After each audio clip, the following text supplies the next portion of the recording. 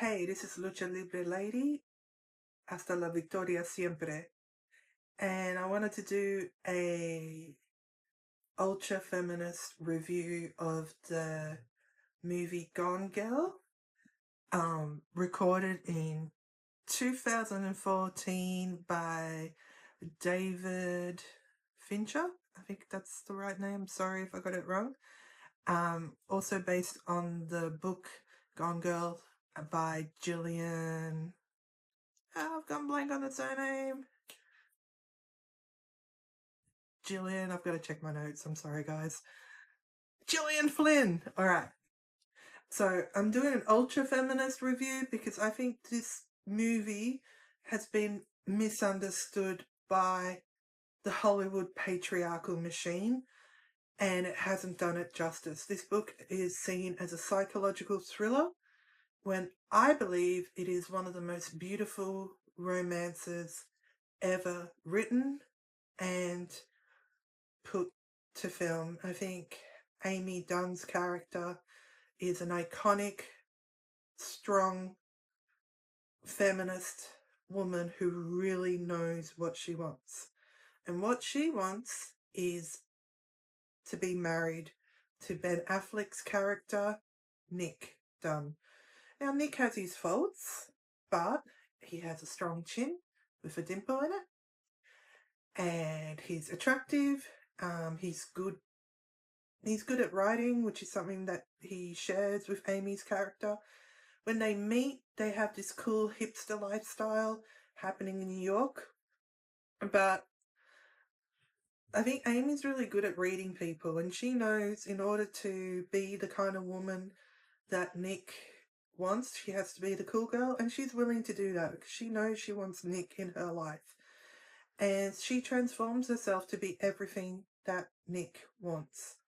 And in return, she wants Nick's total, unquestioned devotion, focus, and to be able to be a team, because in Amy's eyes, that's what makes a relationship work. And that's what being a couple is about. And that's love. It's not unconditional love, but that's love. And Amy loves Nick. So they're together in New York. I think they get married, and then Nick's mum gets really sick, and they have to move to, I don't know, I'm Australian.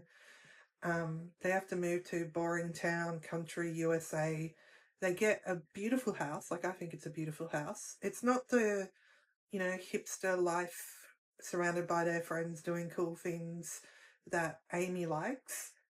It's more of a quiet country life growing, where Nick grew up. But Nick needs to help with his mum, and Amy's willing to sacrifice everything that's important to her in order to support Nick. Um, Amy's like a trust fund baby. We'll get into that later.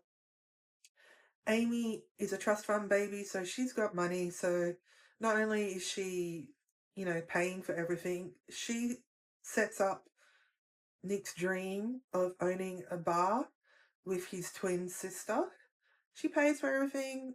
All he has to do, be there for his mum, take care of the bar with his twin sister. He's got a job at the university as a professor, and be a loving, devoted hubby. Doesn't sound like too hard. Amy's footing the bill for everything, cleaning the house, being gorgeous, being good in bed, everything a woman has to do in this day and age in order to be a good wife. But Nick can't do it. Pretty soon, after his mum passes away, he gets depressed. He starts sitting at home, doesn't turn up to the bar, or when he does turn up to the bar, instead of doing his job, he's drinking all the time. When he's at home, he's playing the PlayStation all the time and eating takeaway, making a mess at home, not cleaning up. That's pretty bad, and I think a lot of women put up with husbands who aren't really participating equally in their household. You could probably give him some slack because he's depressed. Obviously, his mum's passed away, his dad is in a nursing home. He's really close with his twin sister, so she's covering all these shifts at the bar. But the thing that really upsets Amy is that Nick starts having an affair with one of his students at the uni, and the student has a really good pair of tits. And I think if you read the book, it doesn't really come up so much in the movie, but it's those tits that really piss Amy off, which, you know, as you get older, the girls go down a bit, and when you're a young 20-something, the girls are pretty perky. I get it. I get it. Anyway, so Amy's really pissed off. Nick isn't holding his end of the bargain. He's sitting around playing PlayStation, getting fat off takeaway, having an affair with his student. He doesn't even notice that Amy's tweaked onto him and how upset she is and how pissed off she's getting. And Amy's really, really pissed off. So she needs to get Nick's attention, and she needs to let Nick know that she's really hurt and pissed off. And she does what any woman would do in order to let her hubby know that she's feeling betrayed, let down, and angry because he's betrayed their wedding vows. Basically, she sets Nick up for her murder, and she does this by disappearing and leaving all this evidence in her kitchen and lounge room to make it look like Nick has killed her, and she disappears. That's where the title comes from, Gone Girl. At the same time that she's disappeared and Nick had no idea, has been keeping journals and, oh, sorry, spoiler alert. This movie's really old, and if you haven't watched it yet, go out and watch it. I love it. It really is about a woman taking control of her life and putting the narrative in her favor. Instead of being a victim and feeling sorry for herself because her husband's useless and he's out having an affair, she took the initiative and her power back and said, no, I'm going to teach you a lesson, hubby. She sets him up to make it look like he's murdered her. She disappears, so there's no body, but there's enough evidence to make it look like Nick had been spending all his money, her money, has killed her. No body. She's disappeared. The cops are looking at her. She's been having these friendships, like her best friend is her neighbor, which Nick finds weird because the neighbor is not someone that Amy would normally have anything to do with, because Amy's a bit of a snob. But she set him up, and it looks like he was a DV kind of hubby, which I don't agree with faking DV evidence, but this is a book. It's also a really romantic story, so it all comes together happily in the end.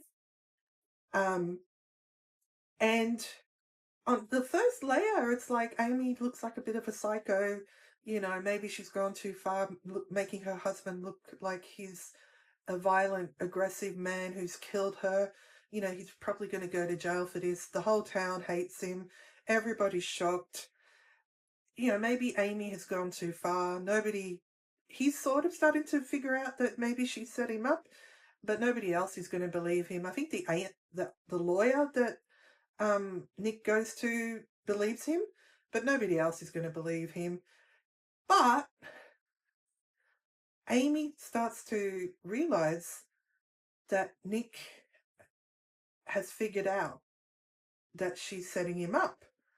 Not only that, Nick is letting Amy know, because he's being interviewed by, journalists or whatever.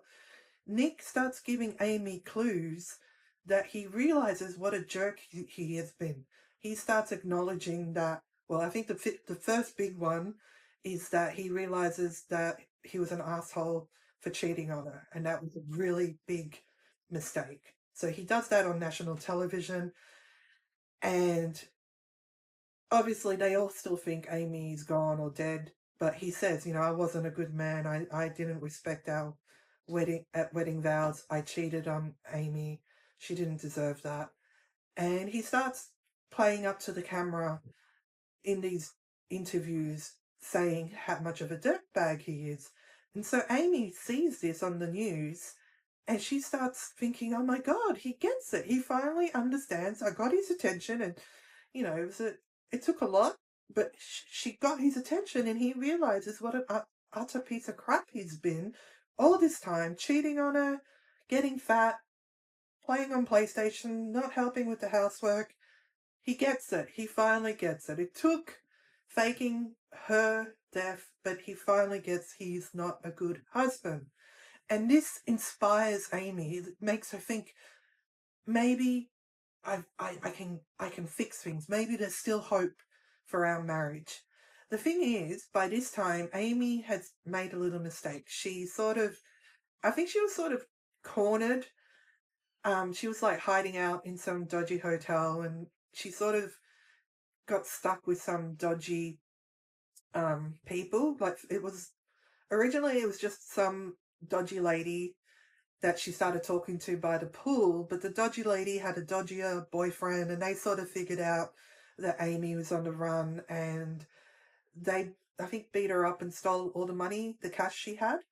So Amy hasn't got any money to survive on the run, and she ends up contacting her psycho ex-boyfriend from high school, who, if you read between the lines, besides the fact that he's really rich, he seems a bit controlling, and it's like his version of the Amy that he was with was like this perfect doll that Amy had to play. Like, Amy seems to just adapt to what the guy wants.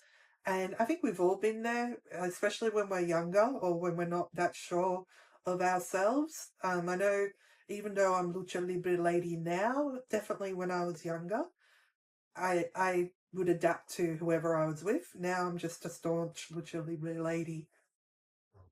She contacts the dodgy ex-boyfriend. He's got this gorgeous lake house. And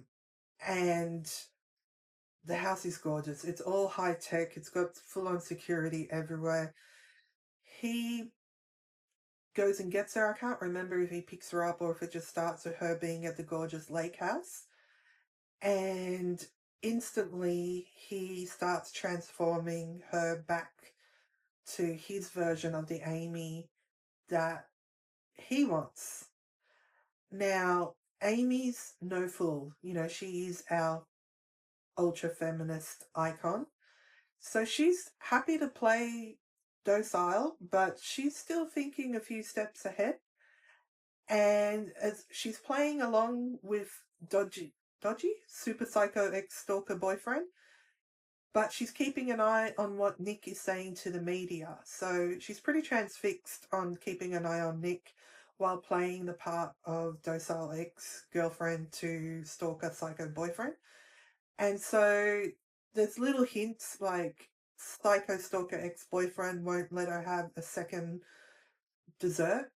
He wants her to lose weight. He's going to dye her hair back to the super platinum blonde version that he prefers because the color of her hair is really dodgy. Amy's already super skinny, so I don't know how much weight she gained, but the fact that he needs her to be skinnier says a lot. And these are also really rich people to start with. Yeah, these aren't your average wealth people. These are super rich. He owns a lake house, for God's sake. Who owns a lake house? Anyway, Amy sees on TV that Nick totally gets it. He understands how wrong he did by Amy, not just by cheating on her, but just by being Nick. He realized he failed as a husband, he's failed as a human being, he's undeserving of Amy's love. He wants her back. He doesn't know if she's dead or what's going on, but if there's anything that he could do to have her back, he would do it. And that is the ultimate passion plea for Amy. She realizes she needs to go back to Nick. And the only way she's going to get back to Nick is by killing psycho stalker ex-boyfriend, who, to be honest, yeah, he's a little bit controlling, but he's really been devoted and supportive of Amy and giving her a hideout. His reading of the situation is that Nick has been an abusive domestic violence husband who she had to fake her death and run away from in order to survive.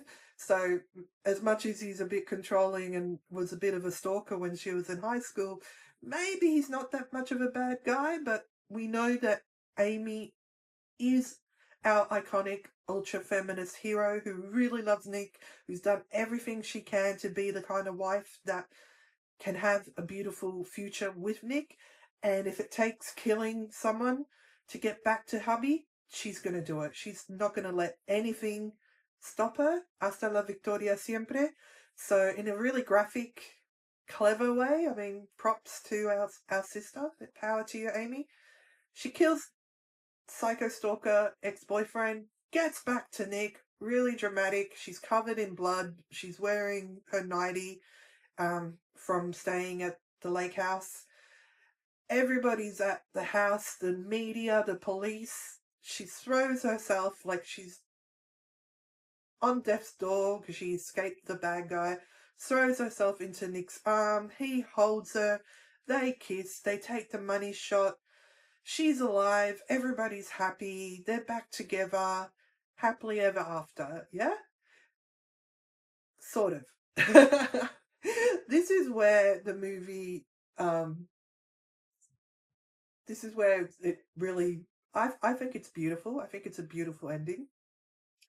Some people say it's where it becomes a comedy. It goes beyond psychology thriller and just becomes, what's that word? Satire. It goes beyond psychological thriller and becomes satire. I think it's just pure romance. You know, she gets the guy, he changes. I mean, who hasn't been in a relationship desperate for the man to change? Nick changes. He finally got the message. Okay, he's terrified of his wife, but he realizes that in order to remain alive and married, he needs to step up. He does hate her and he does want to kill her, but that doesn't matter because as long as he plays the part, Amy's happy, and that's all she's ever wanted. She wanted Nick to behave like the man that she was willing to change and behave like the woman that he wanted.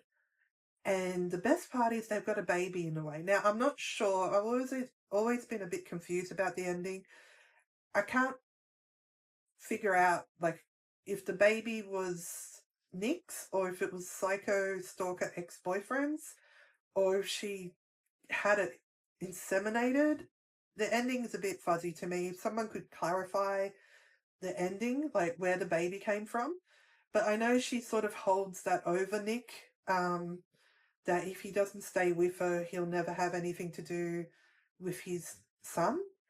But this is a woman who really wanted her marriage to work, and she did everything it took to make her marriage work. Now they've got a baby on the way, and it's happily ever after, which is how the best fairy tales end.